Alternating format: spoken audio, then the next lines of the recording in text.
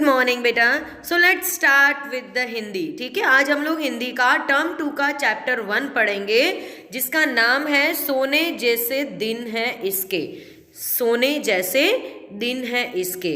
ये जो कविता है, ये कविता पूरी भारत देश के ऊपर आधारित है कि हमारे देश में क्या क्या चीज़ें हैं जो हमारे देश को महान बनाती है। ठीक है, तो हम लोग कविता पढ़ना स्टार्ट करते हैं।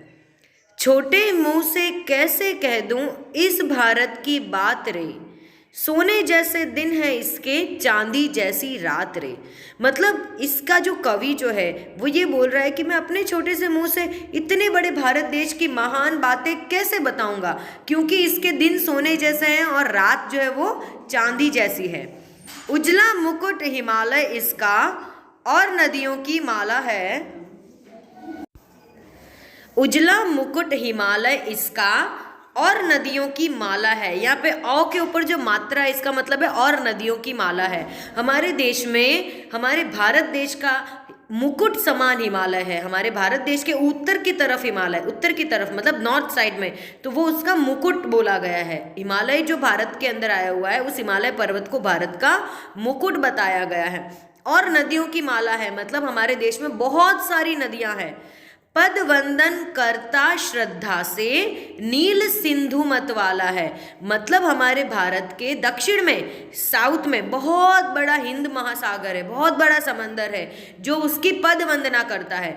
एक्चुअल में पद वंदना मतलब होता है कि चरण स्पर्श करना, बट यहाँ पे ऐसी उपमा दी गई है कि हमारे भारत के दक्षिण में जो समंदर ऐसा लगता है जैसे हमारे भारत माता की वो पद वंदना कर रहा हो, उसके पांव धो रहा हो, उसका चरण स्पर्श कर रहा हो। अनुपम सुंदरता ने दी है सारे जग को मात्रे। इस भारत की ऐसी अनुपम सुंदरता है कि जिससे वो पूरे दुनिया में निराला है। पूरे दुनिया को उसने मात दिया, हरा दिया है। उसकी सुंदरता ऐसी है जिसका किसी के साथ कोई कंपैरिजन नहीं किया जा सकता।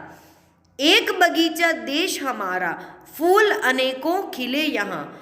मतलब भारत देश को एक बगीचे की उपमा दी गई है, जैसे कि किसी बगीचे के अंदर अलग अलग तरीके के फूल होते हैं पर सब एक साथ मिलकर रहते हैं। तो इसी तरीके से एक बगीचा देश हमारा, फूल अनेकों खिले यहाँ, अलग अलग है रूप रंग पर सभी प्रेम से मिले यहाँ।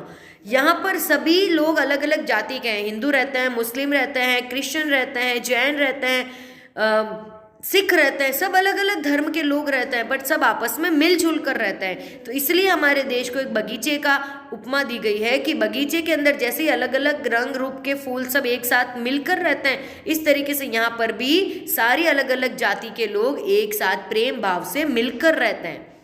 पतझड़ में भी मुस्काते हैं इस उपवन के पात्रे। पात का मतलब होता है पत्तियां।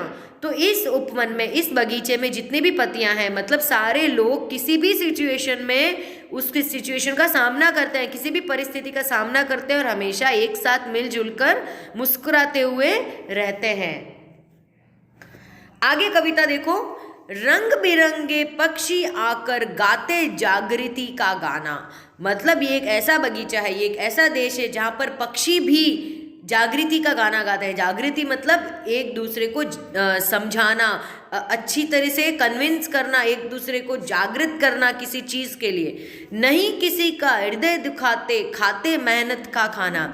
यहाँ पे कोई भी लोग एक दूसरे का दिल नहीं दुखाते और अपनी मेहनत का खाना खाते हैं। नीले नभ से होती है नित अमृत की बरसात रे। बेटा यहाँ का ये वाक्य का मतलब यह है कि आसमान से अमृत की बरसात हो रही है। वैसे कभी आसमान से अमृत की बरसात नहीं होती, पर हमें यहाँ पर उपमा दी गई है जैसे कि हमारे देश में इतनी अच्छी सुंदरता है कि ऐसा लगता है कि आसमान से अमृत बरस रहा हो। सच्चाई का यह आराधक शांति प्रेम ही नारा है।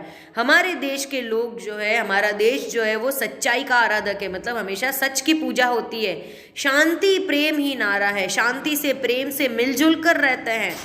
हिंसा का काले फन वाला नाग इसी से हारा है। मतलब जो हिंसा अपनाते हैं उन हिंसा को हमारे लोगों ने इसी चीज़ों से हराया है। जैसे गांधी जी का नारा क्या था, अहिंसा का, तो हम लोगों ने हिंसा को शांति और प्रेम से हरा दिया है। इसके माथे लिखी हुई है खुशियों की सौगात रे।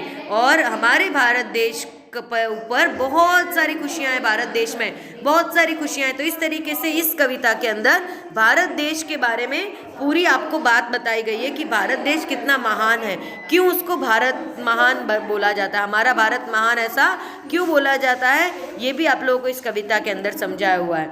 तो बेटा आप लोग इस कविता को समझने का ट्राई करो, उसके बाद मैं आपको जैसे वर्क भेजती हूँ आप वो वर्क कंप्लीट करोगे।